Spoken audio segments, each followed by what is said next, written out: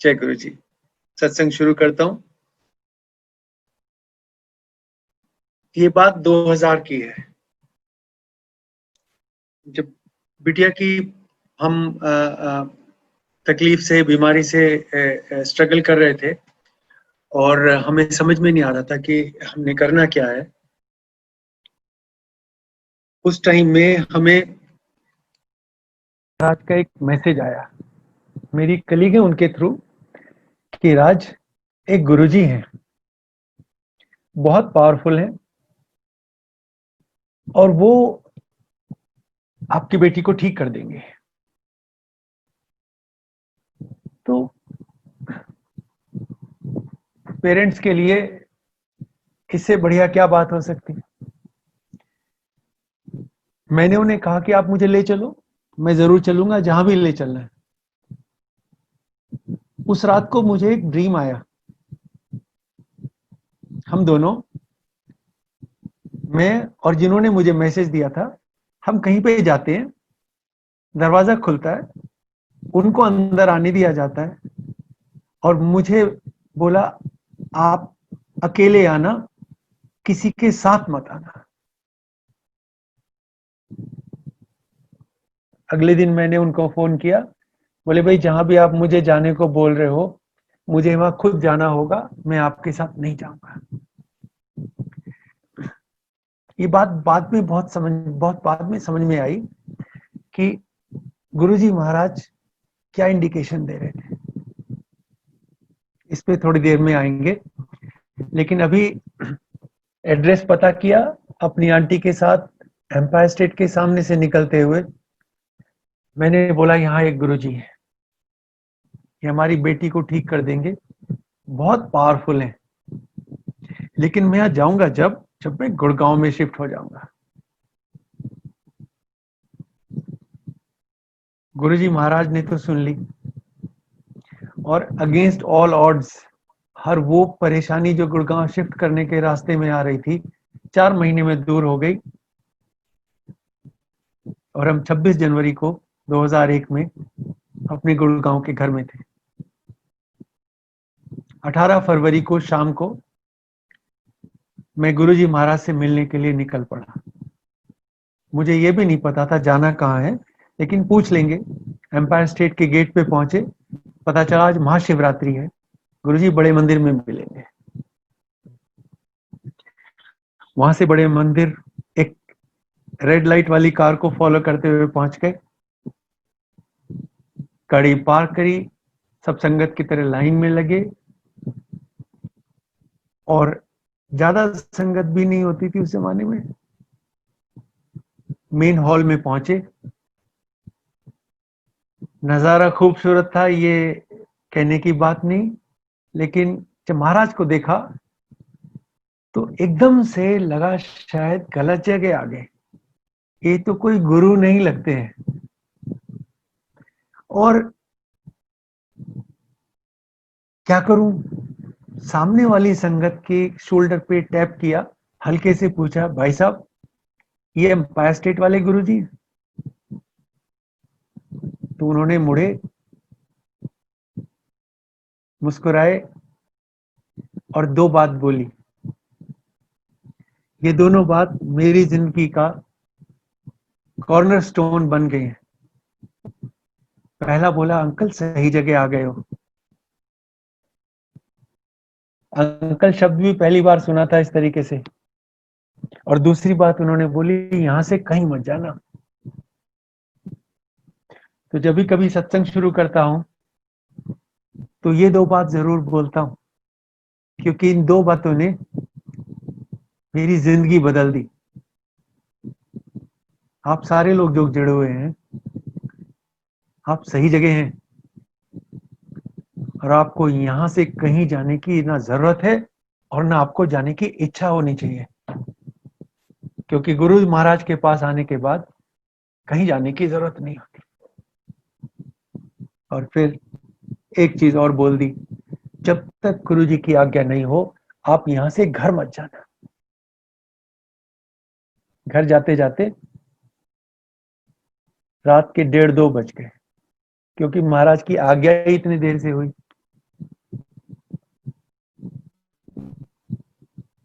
घर पहुंचा, बता के नहीं गया था कहाँ जा रहा हूँ. So auntie was worried, but said nothing. I was scared that she's going to be very upset, but I said nothing. Keeping quiet in these kind of situations has been the hallmark of successful married life. आप अगर कुछ नहीं कर सकते तो चुप रहिए. और मैं चुप रहा और ये काम बहुत अच्छे से कर रहा हूँ इतने सालों से. तो एक सलाह अगर आप मुझसे ले सकते हैं तो ये है कि जब आप मुश्किल सिचुएशन में हो और अपने को एक्सप्लेन नहीं कर सकते तो चुप रहिए. आंटी ने मुझे कुछ नहीं कहा और मैं सैटरडे को एम्पायर स्टेट में जाना शुरू हो गया.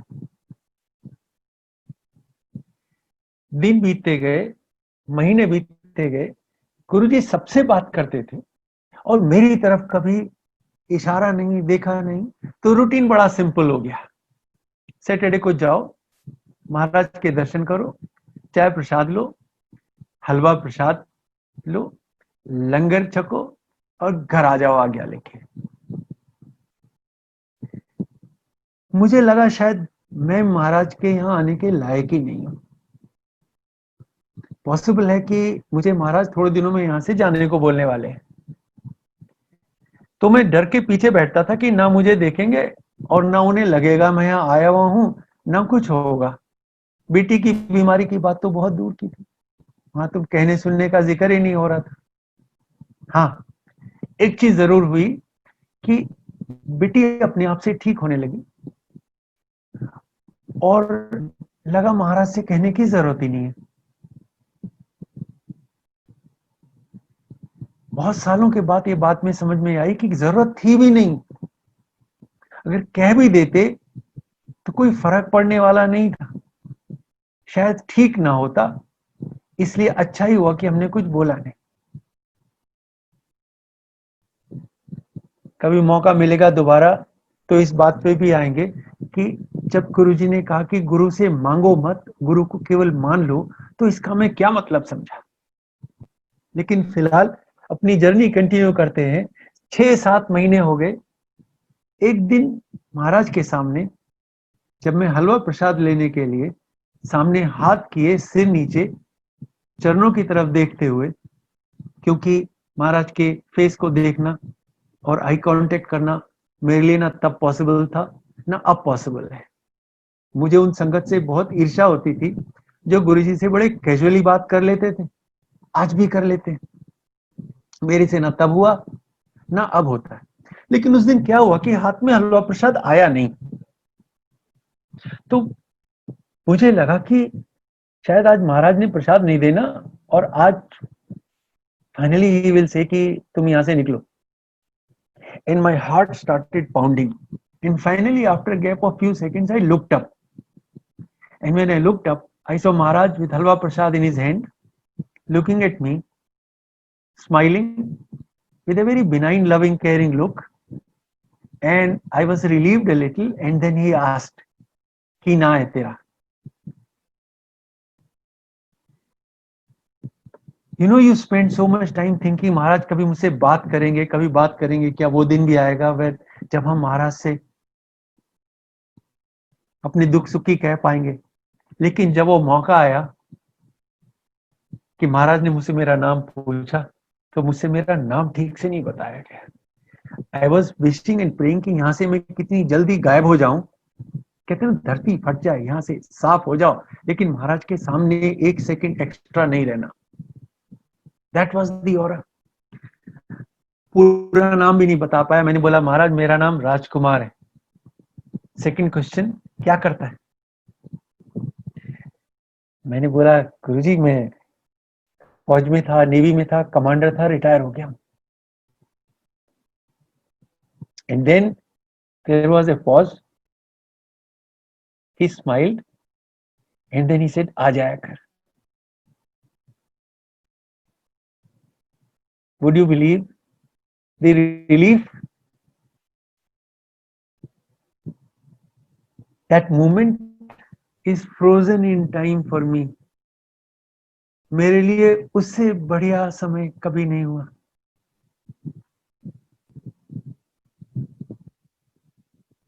जैसे जैसे मैंने भसीन आंटी को कहते हुए सुना कि हमारी लाइफ के 3 हिस्से हैं, उन्हें आप चाहे 3 जन्म कह लो।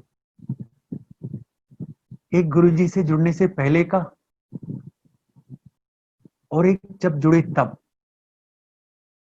तो मुझे कल ये समझ में आया कि जब गुरुजी ने प्यार से मुझे कहा आ जाया कर, वो मेरा दूसरा जन्म था। That day guru gave me in a way a birth as his disciple. अपनी संगत की तरह से मुझे अपना के मुझे दूसरी जिंदगी दी, और ये चैप्टर वहां से शुरू हुआ। मैं बहुत खुश, जैसे जैसे पैरों में पंख लग गए। बाहर चल के आया तो एक अंकल खड़े थे, चुपके से मेरे कान बोलते, अंकल कॉन्ग्रेचुलेशंस, मुबारक हो। मैंने उनकी तरफ देखा, समझ में नहीं आया। बोले अंकल आपका एडमिशन हो गया महाराज की संगत में। उस दिन एडमिशन हो गया। उस दिन ये डर खत्म हो गया कि मुझे गुरुजी अपनी संगत में नहीं आने देंगे। ये डर खत्म हो गया कि मुझे बहुत कुछ अच्छा बनने की जरूरत थी ताकि मैं गुरु की संगत बन सकूं। ये बात समझ में है कि आप जैसे हैं, अच्छे हैं, बुरे हैं, ऊंचे हैं, नीचे हैं, बड़े हैं, छोटे हैं, अमीर हैं, गरीब हैं, कोई फर्क नहीं पड़ता। अमीर तो वो है जिसके साथ गुरु है, भाग्यशाली वो है जिसके साथ गुरु है, और जिसके साथ गुरु है उसे फिर कुछ नहीं चाहिए। उस दिन दुनिया के सबसे बड़े अमीरों में गिनती हो गई जिस दिन महाराज ने अपनी शरण में ले लिया। न फिर कुछ बोला, न कुछ सुना, न पूछा, और फिर हमारी जिंदगी सैटरडे टू सैटरडे हो गई। जैसे आपके सोचे कि आप अपनी बैटरी चार्ज कराने चले जाएं और एक वीक आपका गुजर जाए, और फिर अगर आप किसी वजह से नहीं गए तो उसके बाद का हफ्ता आपकी जिंदगी का सबसे खराब हफ्ता बीता था। महाराज के पास नहीं गए, दर्शन नहीं किए, दरबार में गए, बैटरी में दम ही नहीं है। इसलिए सब कुछ किया। जॉब ऐसी थी कि इंटरनेशनल ट्रेवल करता था, मगर ये तय था कि मुझे फ्राइडे को रिटर्न होना होगा ताकि मैं ओवरनाइट ट्रेवल करके सैटरडे को दरबार में आ जाऊं। गुरुजी के अलावा कुछ नहीं सूझता। एक तरीके से जुनून होता। आंटी को ये बात समझ में नहीं आई कि मेरे साथ हो क्या रहा है, क्योंकि गुरुओं में कोई बहुत यकीन नहीं था, मेरा भी नहीं था, और पर उन्होंने मुझे रोका नहीं, मगर साथ चलने को तैयार नहीं हुई। और मैंने कभी उनसे गुरु जी का जिक्र नहीं किया, और जिक्र इसलिए नहीं किया कि मैंने उन्हें गुरु जी के बारे में बोलना है, एंड आई न्यू वो कुछ उल्टा सीधा बोल देगी। तो चुप रहो, वो मुझे कुछ ना बोले, मैं उन्हें कुछ नहीं बोलूं, हमारा काम चलता रहे। आंटी के दिमाग में ये था कि अभी फौज छोड़ी है बंदे ने, अभी उसकी 3 बेटियां हैं जिनकी पढ़ाई पूरी नहीं हुई है, लेट अलोन अदर थिंग्स, और ये पता नहीं किस गुरु के चक्कर में पड़ गया है। And she later told me, उसको एक फियर था कि ये किसी दिन अपना सामान उठाने आएगा घर में, कि मैं जा रहा हूं, मुझे मेरा गुरु मिल गया है, अब तुम अपना संभालो। And she used to be scared, पर हम बोलते कुछ नहीं थे। लेकिन मैं देखता था गुरुजी सबको कहते थे आंटी को साथ लाना, आंटी को बोलते थे अंकल को साथ लाना। अब मैं सोचता था कि मैं अपनी आंटी को साथ में कैसे लेके जाऊंगा।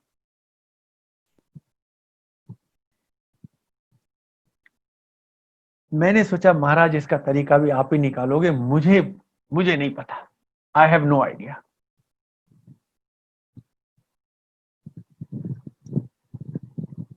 हुआ ये, एक दिन साल भर के करीब ही हो गया होगा, सुबह 5 बजे मैं जब जगा तो मैंने देखा आंटी डरी हुई बैठी है बेड के कोने पे। मैंने पूछा क्या हो गया, तो उन्होंने बोला कि घर में कोई चोर है और दिख नहीं रहा है, और मैंने सारा घर ढूंढ लिया, सारे दरवाजे अंदर से बंद हैं, वो गया कहाँ। तो मैंने कहा चलो ढूंढते हैं। सारा घर छान मारा, कोई नहीं दिखा, तो मुझे लगा शायद इसने सपना देखा हो। बोली नहीं, सपना नहीं देखा था, जगने के बाद में देखा। तो मैंने पूछा चलो वहम है, इसको थोड़ा बात करते हैं। मैंने पूछा कैसा था, and then she narrated to me. उस जमाने में गुरुजी के स्वरूप होते नहीं थे, मिलते भी नहीं थे, और मेरे पास भी नहीं था, तो I she would not have known. तो कहती है एक गोरा सा, सुंदर सा, गंजा सा आदमी था, और ना उसने बड़े चमकीले से एक्सोटिक बड़े महंगे वाले कपड़े पहने थे, और ना ड्राइंग रूम में लाइट तो बंद थी, मगर उनके चारों तरफ ऐसे रोशनी थी कि सारे ड्राइंग रूम में रोशनी थी, तो मुझे वो रोशनी में दिखे। बल्कि दिखे क्या दिखा, चोर को बता रही थी ना, डिस्क्रिप्शन तो चोर का हो रहा था, गुरुजी का थोड़ा ही हो रहा था। और हाथ दोनों सामने फोल्ड करके फ्रिज के पास खड़े होके सारे घर को मुस्कुरा के देख रहा था। अब मेरी सोचो मैं क्या बोलता। एंड देन शी डिस्क्राइब, उस दिन मैंने हिम्मत की और मैंने उसे बोला भगवान ये चोर नहीं थे, और ये कोई छलावा भी नहीं था, ये भ्रम भी नहीं था, ये महाराज आए थे, आपको दर्शन दे के गए हैं, और अब मेरी एक प्रार्थना है, एक बार चलो देख तो लो, अच्छा लगे तो जाना, ना अच्छा लगे मत जाना, लेकिन ये भी देख लो मैं कहा जाता। आंटी ने सुना मगर इग्नोर कर दिया, बोली नहीं, पर मुझे कुछ बोला भी नहीं। गुरुजी पंजाब चले गए 2002 में, और आपस में हम लोग बात करते नहीं थे किसी से, इसलिए ये नहीं पता था कि कौन गए, कहाँ गए, कैसे गए, कब आएंगे। मैं अपना सैटरडे को जाता, मत्था टेकता बाहर आयरन गेट पे और चला आता था।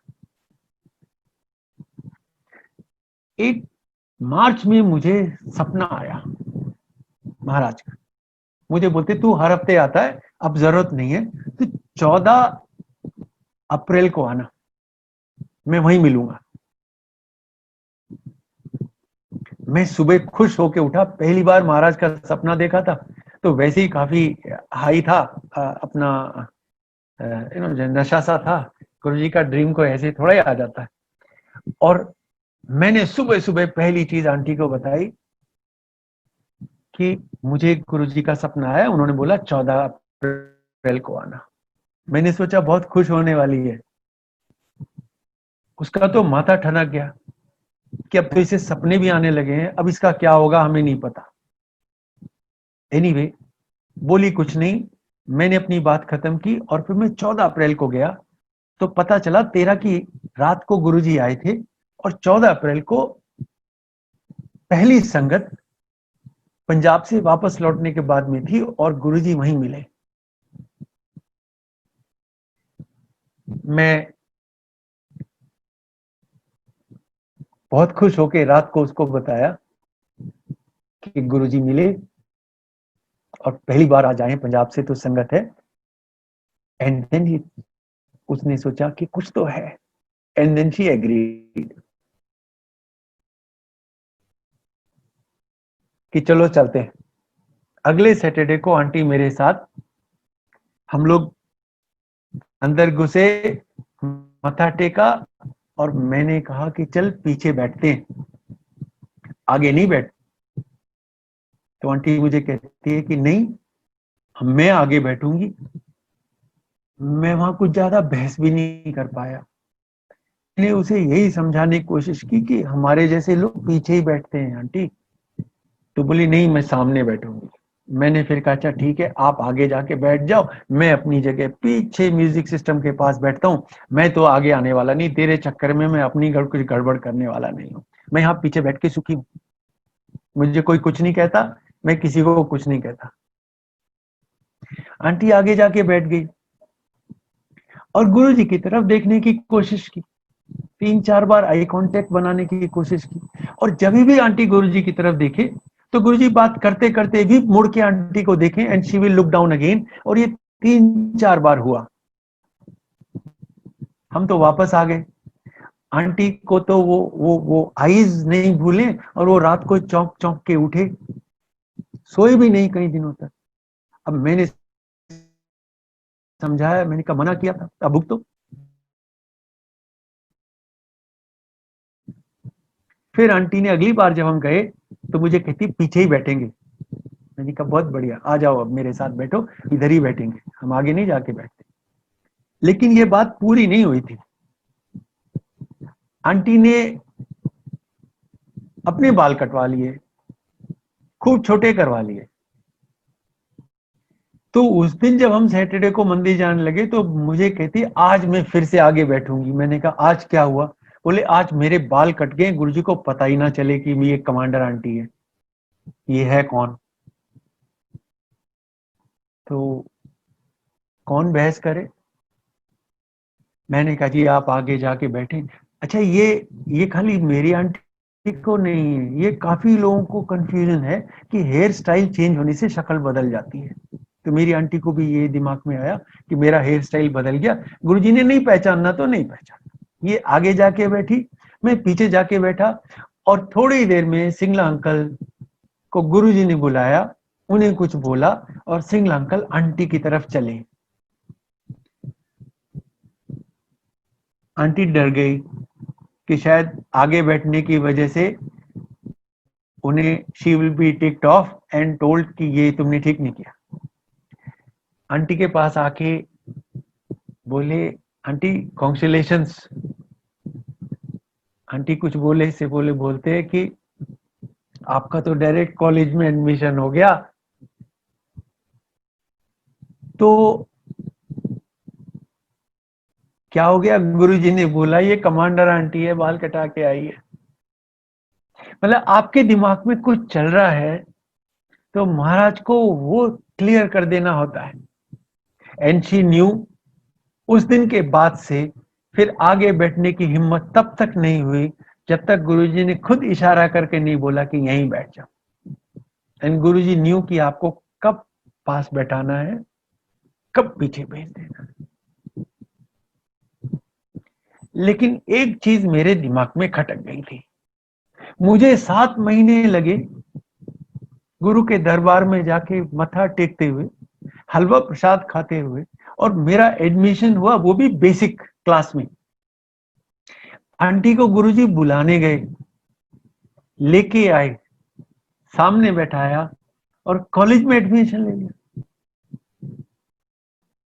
ये बात देर से समझ में आई, लेकिन आ गई कि आंटियों का कनेक्शन गुरु से बहुत अलग होता है। अंकलों का कनेक्शन बस कनेक्शन ही है। और इस चीज को जब एक बार समझ लिया, देन आई न्यू कि आंटी के पीछे ही खड़े होने में भलाई है। तुम्हारा कनेक्शन हो ना हो, इसका सॉलिड है, और इसके कनेक्शन के चक्कर में अपना भी काम चल जाएगा। आगे बढ़ो इससे पहले मुझे इस चीज के बारे में एक बात और कहनी है। जब दिमाग में ये सब घूम रहा था, तब एक दिन किसी संगत ने बोला कि गुरुजी कहते शिव पुराण पढ़ा करो। तो हमने कहा चलो पढ़ लेते। तो शुरू में ही पहले 3-4-5 पन्नों के अंदर ही एक स्टोरी आई। वो स्टोरी एक ब्राह्मणी की थी जिसका पति बुरे कर्मों की वजह से मरने के बाद में राक्षस बन गया, लेकिन ये अच्छे कर्मों की वजह से सीधे मां पार्वती की सेवा में पहुंची। ये स्टोरी छोटी है लेकिन इसको सुन लीजिए। सेवा में पहुंचते ही सबसे पहला काम उस लेडी ने, आंटी ने ये किया कि मां पार्वती से पूछा कि मां मेरा एक पति होता था, वो कहाँ है? और उन्होंने बताया कि इस तरीके से राक्षस बन गया है, तो वो वहां पे अपना बुरा वक्त काट रहा है। तो उन्होंने हाथ जोड़ के कहा कि अगर आप खुश हैं तो आप मेरे पति पे मेहर कीजिए, उसको अपनी शरण में ले लीजिए। बहुत लंबी स्टोरी है, लेकिन इसका छोटा सा कॉन्टेक्स्ट ये है कि आपकी जो आंटी है, उसकी रिकमेंडेशन शिव के दरबार में सुनी जाती है। आप कैसे भी हो, अगर आपने अपनी आंटी का ध्यान से ख्याल रखा है, तो वो आपको अभी नहीं आगे भी काम करेंगे, हाथ पकड़ेंगे और आपको दाएं बाएं नहीं होने देंगे। तो उस स्टोरी का चैप्टर का एंड यहाँ होता है कि वो उनको बुला के लाते हैं, उनको शिव पुराण पढ़वा देते हैं, उनका कल्याण हो जाता है और आंटी के मन की हो जाती है। तो आपकी आंटी आपको काफी आगे तक हेल्प करने वाली होती है, क्योंकि वो गुरु से दिल से जुड़े होते हैं। यहां से थोड़ा सा आगे बढ़ते हैं। मैं एक अंकल को, मेरे एक साथी हैं, बहुत सालों के साथी हैं, उन्होंने मुझे कहा कि मेरी एक प्रॉब्लम है, मेरा प्रमोशन नहीं हो पा रहा है राजकुमार, मुझे कुछ, गुरु के पास नहीं आते थे, दोस्त थे मेरे, तो आप किसी को जानते हो जो मेरी फाइल क्लियर करवा दे? उस जमाने में और आज तक गुरु के अलावा हम किसी को जानते ही नहीं, तो हमें पता ही नहीं और कौन है क्या है। तो मैंने बोला जी जरूर जानता हूं और आपकी फाइल क्लियर हो जाएगी, लेकिन आपको मेरे साथ चलना पड़ेगा। तो बोला ले चलो। उन्होंने सोचा कि कहाँ जाओगे? मैंने कहा गुरु जी के पास। उन्हें सोचा गुरु के पास बड़े बड़े लोग आते हैं, तो वो उनसे किसी से कह के फाइल क्लियर करवा देंगे। वो महाराज के दरबार में लेके आया, उन्होंने मत्था टेका, गुरु जी ने पूछा भी नहीं, मगर हुआ ये कि 15 दिन में उनकी फाइल क्लियर हो गई, उनका प्रमोशन हो गया और उन्होंने अपनी पोजीशन टेक ओवर कर ली। पर गुरुजी ने मत्था टेकने के टाइम बोला कि 31 दिसंबर को बड़े मंदिर में आना। इनका काम तो हो गया, लेकिन गुरु से जुड़े नहीं। इन्होंने मंदिर में आने से साफ मना कर दिया और मैं समझ गया कि इनका काम तो हो गया, लेकिन गुरु के साथ इनकी जर्नी यहीं तक है। तो इन्होंने मुझे बोला कि राजकुमार कुछ जमा नहीं भाई। मैंने कहा रहने दे, तेरा काम हो गया। तो एक चीज समझ में आ गई, गुरु से जुड़ने में और तुम्हारा काम होने में बहुत फर्क है। जिनका काम जल्दी से हो जाता है, जरूरी नहीं कि वो गुरु से जुड़े हों। जो गुरु से जुड़ते हैं वो गुरु से जुड़ते हैं, और जिनका काम होता है उनका काम होता है। ये दो अलग अलग चीजें हैं। एक चीज और समझ में आई, और ये चीज आज दिमाग में आ रही, तो मुझे अभी इसको कह लेने दीजिए। हम लोग सत्संग करते हैं, मैंने सत्संग किए भी हैं, सुने भी हैं, और इतनी सारी संगत है जिनकी खूब इज्जत करता।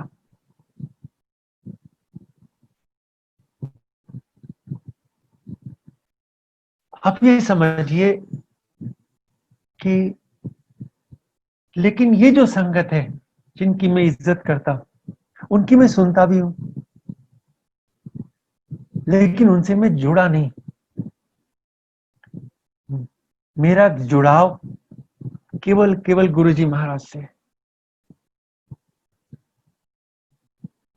किसी का कनेक्शन गुरु से कितना स्ट्रांग है, इसका मुझे कोई बेनिफिट नहीं होने वाला है। और गुरु के दरबार में मिनिस्टर भी आते हैं, गुरु के दरबार में बड़े बड़े लोग भी आते हैं। इसके लिए गुरु महाराज का एक बड़ा फेमस सा प्यारा सा सेंटेंस है, जो मुझे पहले भी सुना था और कल फिर से मैंने बसीन आंटी के मुंह से सुना, और वह असी की लेना। जो होंगे होंगे अपने लिए होंगे। सवाल ये है कि इसमें मैं कहां हूं। जब भी कभी इस तरह की सिचुएशन हो, जस्ट आस्क दिस क्वेश्चन, असी की लेना, सानू की। मेरे बाबा जी मुझे एक छोटी सी स्टोरी सुनाया करते थे। और वो जब कभी भी ऐसी सिचुएशन आती मुझे याद आ जाती है, मुझे आपको सुनाने दीजिए ताकि आप भी उसको उस तरह से याद करें। वो एक बड़े से चौधरी साहब से मिले और चौधरी साहब ने उन्हें सुनाया कि जी मेरे घर में 10 ट्रैक्टर हैं, 250 एकड़ जमीन है, इतनी खेती होती है, इतना पैसा आता है और वगैरह वगैरह। जब उन्होंने 15 मिनट ये सब कुछ सुना लिया तो बाबा जी ने कहा जी वो तो ठीक है, पर मुझे तो इससे फर्क पड़ेगा कि मेरी थाली में क्या आएगा। अगर मेरी थाली में कुछ नहीं आया तो मैं आपके ट्रैक्टर्स का क्या करूंगा। इसी तरीके से जब मैं ये सब देखता हूं तो मुझे ये समझ में आ जाता है कि ये सब तो ठीक है, पर 80 किलो मेरी थाली में जो आएगा वो तो गुरु जी के माध्यम से आएगा। कोई संगत कितनी भी बड़ी हो, कमांडर अंकल सत्संग बहुत अच्छा करते हैं, ये चीज मैं बहुत बार सुन चुका हूं, इससे किसी को कोई फर्क पड़ने वाला नहीं। ये मेरी सेवा है, मैं करता हूं, सुनना आपकी सेवा है, आप कर रहे हैं, और जब आप सुनाएंगे तो मैं सुनूंगा। ये तो ब्लेसिंग्स गुरु की मिलने का एक तरीका हो गया, लेकिन हम एक दूसरे को अपनी ब्लेसिंग ट्रांसफर नहीं कर सकते। और किसी संगत के पीछे चल के आप कहां पहुंचेंगे, इसका मैं एक एग्जांपल बताता हूं। हम लोग एक फंक्शन में गए जिसमें शायद गुरुजी भी आने वाले थे और हमें एड्रेस नहीं मिल रहा था। उस जमाने की बात है जब जीपीएस नहीं होता था। तो सामने गुरुजी की कार आ गई और मैंने और आंटी ने सोचा कि ये गुरुजी की कार है, इसको पीछे करते ये वहीं जा रही होगी। तुम उसको फॉलो करते करते पहुंच गए, उसने तो कहीं ले जाके पार्क कर दी भाई साहब। और अब पहले तो हमें ये नहीं पता था हमें जाना कहां है, अब हमें ये भी नहीं पता था कि हम अब कहां हैं। तो संगत को फॉलो करते करते आप कहां जाएंगे इसकी कोई गारंटी नहीं है। गुरु को फॉलो करते करते कहां जाएंगे इसकी गारंटी है। तो मैंने कभी कभी बहुत पहले गीता पढ़ी थी और अब शिव पुराण पढ़ी, और दोनों में एक चीज मैंने सुनी और आप इसको गुरु जी ने जो कहा उसको रिलेट करके देखिए। कृष्ण जी अर्जुन से कहते हैं कि अर्जुन, जो जिसकी पूजा करता है वो उसी को प्राप्त कर लेता है,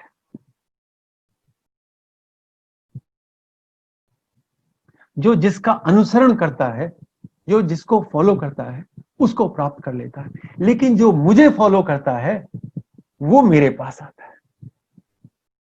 कभी भी फॉलो करें तो ये सोच के करें कि मैं वहीं जाऊंगा जहां ये जा रहा है, और अगर ये गड्ढे में गिर गया तो मैं भी उसी गड्ढे में मिलूंगा। चूज वाइजली, सुनो सबकी, प्यार भी करो सबसे, जुड़ो भी सबसे, मित्रता भी बना के रखो, क्योंकि संगत में आपस में परिवार वाली फीलिंग जरूर आनी चाहिए। लेकिन जुड़ो, और जुड़ो केवल गुरु जी महाराज से, क्योंकि हमें यहां भी और इस जीवन के बाद भी गुरु के चरण चाहिए, उसके अलावा कुछ नहीं चाहिए। तो ये सबक बहुत पहले मिला, और ऐसी बात नहीं, ऐसी भी संगत है आज, पुरानी भी है, जिनके सामने मैं बैठ नहीं सकता हूं इज्जत की वजह से। मैं उनके सामने खड़ा ही रहता हूं, लेकिन मुझे जुड़ना केवल गुरुजी महाराज से। आप सब अगर आज के सत्संग से एक टेक अवे ले सके और वो ये कि गुरुजी महाराज से जुड़े और किसी से नहीं। एक शब्द चला करता है बड़े मंदिर में, एक तकिया भरोसा तेरे चरना का, बाकी सबे ढाइया ढेरिया। एक भरोसा, और इसका अंदाजा हुआ जब हमारे गुड़गांव की संगत है, उन्होंने एक मंदिर बनाने के लिए, सनातन धर्म का एक मंदिर सेक्टर 56 बनाने के लिए मेहनत कर रहे थे। मेरे पास आए और उन्होंने कहा कि आप किसी को जानते हो हमें मंदिर बनाने में हेल्प करे, जमीन अलॉट करवा दे। हमने कहा जी जानते हैं, अपने पुष्करना अंकल हैं, इन्होंने हमसे रिक्वेस्ट की और मैं इनकी पूरी टीम को, जो मंदिर बनाने की कोशिश कर रहे थे, दरबार में महाराज के पास एम्पायर स्टेट में ले गया। वहां उन्होंने किसी की सुनी नहीं, देखा और उनका कल्याण कर दिया। मैंने बोला भाई कल्याण हो गया, अब तो तुम्हारी मंदिर की जगह मिल जाएगी। इन्होंने सोचा ऐसे कैसे हो सकता है, लेकिन 15-20 दिन के अंदर पुष्करण अंकल के पास उनके मंदिर के अलॉटमेंट के ऑर्डर आ गए और वहां पे उनका प्रोग्राम शुरू हो गया। मैंने सोचा कि ये मंदिर गुरुजी की ब्लेसिंग से अलॉट हुआ है तो हमें इससे जुड़ना चाहिए। लेकिन उसी शाम को सिंगला अंकल का फोन मेरे पास आया और कहा कि कमांडर, गुरुजी का हुक्म है कि तुझे वहां नहीं जाना है, तुझे यहीं आना है। फिर उस मंदिर से, मैनेजमेंट से जुड़ने की मतलब नहीं, मेरे आने की जगह, मेरे मत्था टेकने की जगह केवल गुरु के चरण। मुझे कहीं और मत्था टेकने की आज्ञा ही नहीं है और मिली नहीं, और आपको किसी को जरूरत नहीं है। क्यों? क्योंकि जब एक तेरे चरणों का भरोसा तक लिया है, भरोसा ले लिया है, तो बाकी जितनी ढेरियां हैं उन्हें ढाना जरूरी है। इसको आप दो तरह से भी ले लें, जब तक बाकी ढेरी नहीं ढहेंगी तब तक गुरु के चरणों में भी नहीं आ सकते। इसलिए आपको सबसे दूर होके केवल एक गुरुजी महाराज से जुड़ने का मन में भाव रखना चाहिए।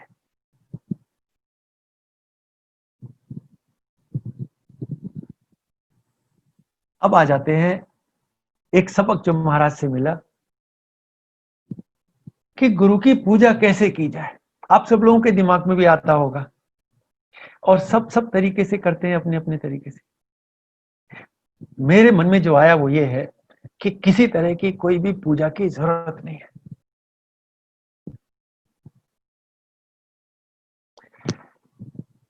क्योंकि आप अपना काम ढंग से करें।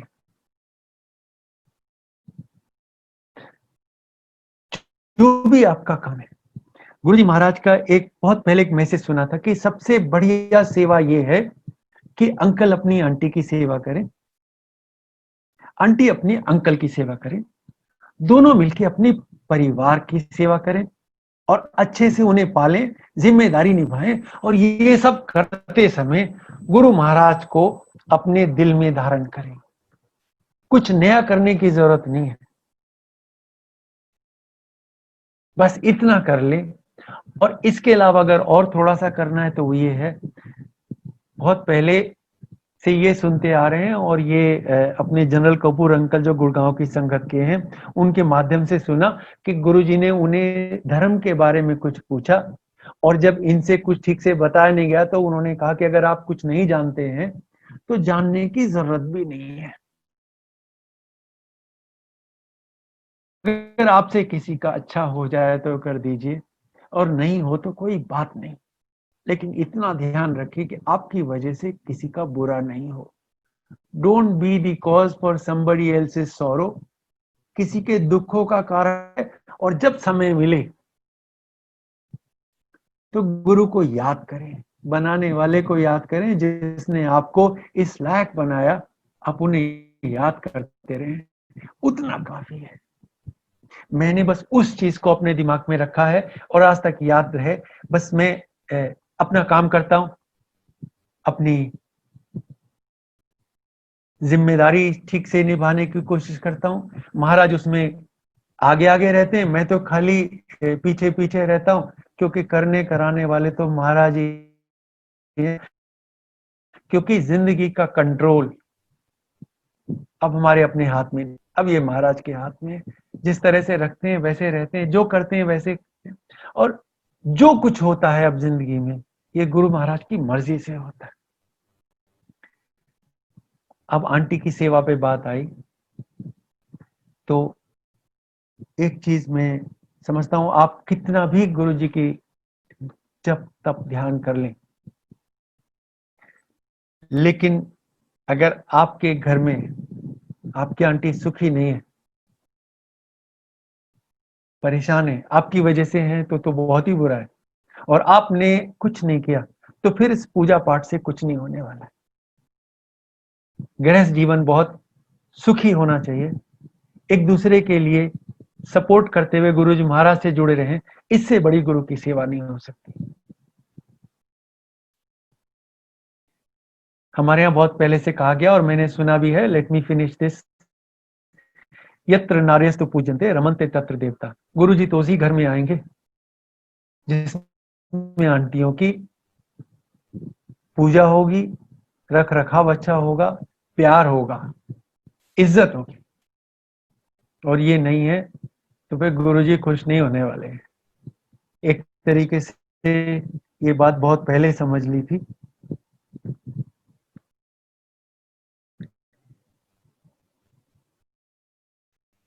आज के सत्संग के लिए 2 बातें और बोलूंगा और उसके बाद आज का सत्संग हम लोग वाइंड अप कर देंगे। एम्पायर स्टेट में मैं गुरुजी से आगे लेके बाहर खड़ा था और गुरुजी के क्लास फेलो या उनके क्लास के सीनियर मास्टर जी बाहर वेट कर रहे थे। उन्हें भी हमारे बिल्डिंग की सोसाइटी में ही आना था, तो उन्होंने मुझसे पूछा आप उधर जा रहे हैं? मैंने कहा जी जरूर, और उन्हें मैं अपने साथ ले आया। उन्हें जिसके यहाँ जाना था वो घर में थे नहीं, तो मैंने उन्हें अपने घर में थोड़ी देर के लिए रुकने की रिक्वेस्ट कर ली। मास्टर जी घर में आ गए, मास्टर जी बैठे हैं, मैं बैठा हूं और गुरु जी उनके पास फोन आता है और इस चीज का किसी को पता नहीं था, क्योंकि मास्टर जी मेरे पास आ गए, ये केवल मेरे और मास्टर जी के बीच की बात थी। गुरु जी कहते कमांडर के घर बैठा है? उनका हाँ जी गुरु जी। तो मजाक में बोले फौजी के घर आया तो एक पैक विस्की का लगा ले। सो मजाक अपनी जगह है, लेकिन असली बात यह है कि गुरु जी को पता है हम कहाँ हैं, हमारे साथ क्या हो रहा है, हम किसके साथ हैं, क्यों हैं, क्या बात कर रहे हैं। तो एक चीज याद रहे कि बिन बोलिया सब कुछ जानता है और सतगुरु प्यारा मेरे नाल है। ये जब शब्द चलते हैं ना, तो ये आपके लिए एश्योरेंस भी है और ये गुरु का एक तरीके से कमिटमेंट भी है। कर्नल जोशी अंकल इस बात को पहले भी बता चुके हैं और अगर आपने नहीं सुना तो मैं उनको रिपीट कर दूं। उन्होंने बोला कि एक बार गुरु जी के शरण में आ गए तो आपका कल्याण तो निश्चित है। अब वो कल्याण एक दिन में हो, एक पल में हो, एक साल में हो, एक जन्म में हो या 10 जन्म में हो, आप कहीं नहीं जा रहे। आपने आपका हाथ गुरु ने छोड़ने के लिए नहीं पकड़ा, आपका हाथ गुरु ने हमेशा हमेशा के लिए पकड़ने के लिए पकड़ा है। अब ये आपका कल्याण कब, कैसे, कितने होगा ये गुरु जी डिसाइड करेंगे, लेकिन होगा जरूर। सो इस एश्योरेंस के साथ, इस सुकून के साथ अपनी जिंदगी जी कि उस परमात्मा ने, उस निरंकार ने, उस शिव जी महाराज ने, शिव स्वरूप गुरु जी महाराज ने आपका हाथ थामा हुआ है। और जिसके साथ गुरु खड़े होते हैं ना, उसके खिलाफ कोई खड़ा नहीं होता और खड़ा भी हो कोई फर्क नहीं पड़ता। महाराज से जुड़े रहिए, महाराज आपको अपने से जोड़ के रखें, अपने चरणों में रखें और आपको अपने से कभी दूर नहीं होने दें। इसके साथ ही